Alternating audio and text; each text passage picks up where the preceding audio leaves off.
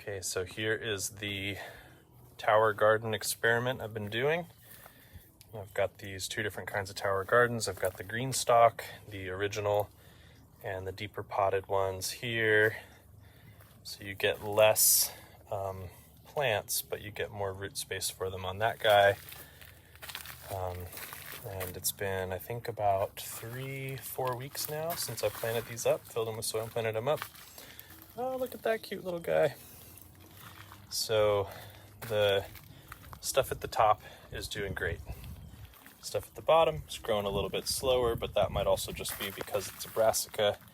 It's also probably because they have to get turned. So the ones on this side, which is the kind of more northerly side, get a little bit less sunlight.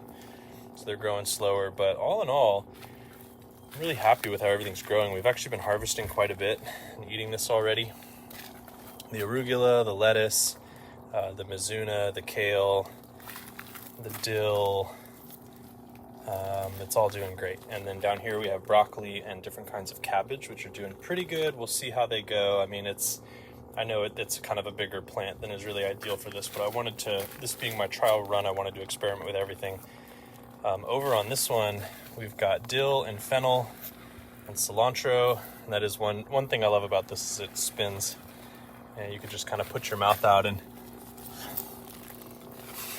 spin it by and catch something. We've got lavender. Oh, it's so good with the fresh rain on it. We've got some pansies in here, more broccoli, more cabbage, more kale. Oh, sorrel. This one's doing really well here. I've been harvesting a lot of this and it's very tangy. It's perennial. This mustard decided to bolt. So GreenStalk, it's going great.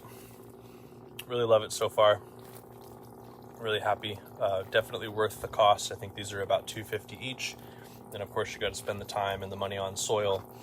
And I went ahead and did really good soil. I am watering these with EM1 as a added microbial inoculant about once a week. And that's been going good. Now over here, the garden tower, which some of the main differences is shorter. It has this open top system here. It still has more planting pockets, but they're smaller. And it's interconnected. It's all one unit. So there's more soil space back inside of it, but it's not as modular. Like I could take this thing and move it one piece at a time. This one I couldn't do that with.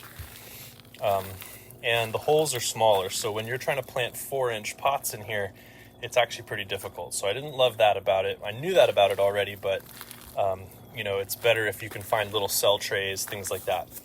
Now, as far as the plant health goes, I'd say things are growing a little bit slower here. You can see I've got some strawberries. Some of them are struggling a little bit. Not sure exactly why. I've got some snapdragons. I've got some more collards and broccolis and kales. I've got garlic planted up here. Now, the thing that I really love about the garden tower and the thing that the GreenStalk doesn't have is this worm bin system in here. So you put your compost down in there and the worms come up and eat it. And I'm not sure what that is. I guess that's a sprout. So we got some sunflower seeds trying to sprout out in there. Anyway, I got about a ½ pound of worms and put them in there, and we've been adding some compost to it slowly but surely. And I really like that. I need to add more compost to it today. I've always struggled to keep worms in Texas. They always either get too hot or too cold or too wet or too dry. Fire ants get in there, so on and so forth. So I'm really hoping that this is going to be the solution I've been looking for as far as like being able to keep worms and have it be relatively low maintenance and not just like a thing that I'm always failing at. So another cool feature with this is here's the screen. So that's what actually keeps the compost and the worm castings in the column where they're living. So if you pull that out, it's going to fall down into this drawer. So you don't want to do that unless you're ready to harvest. But because it's been raining or when you water it, some of that moisture makes it through down to this drawer. And because that's gone through the soil and through the worms, this is kind of like a compost tea, right? And so what I do with this, because this one doesn't have the worms and the compost in it, I take it over to the GreenStalk, pour it in there, and I let that soak in. And in this case, it's only a little bit, so it's going to soak into that top layer. and then it's going to have to just kind of filter its way down the microbes. But so that's one way to share the nutrient wealth between the two systems, and that just slides right back in there. I'd say this plastic feels a little bit more durable, so I think these might last a little bit longer if, you know, we're talking 10, 20 years, something like that. But all in all, I really like them both, and they're really great. Of course, the garden tower, I think, is closer to $500 per unit, so it's almost twice the cost as the GreenStalk. So I imagine that's a pretty big factor.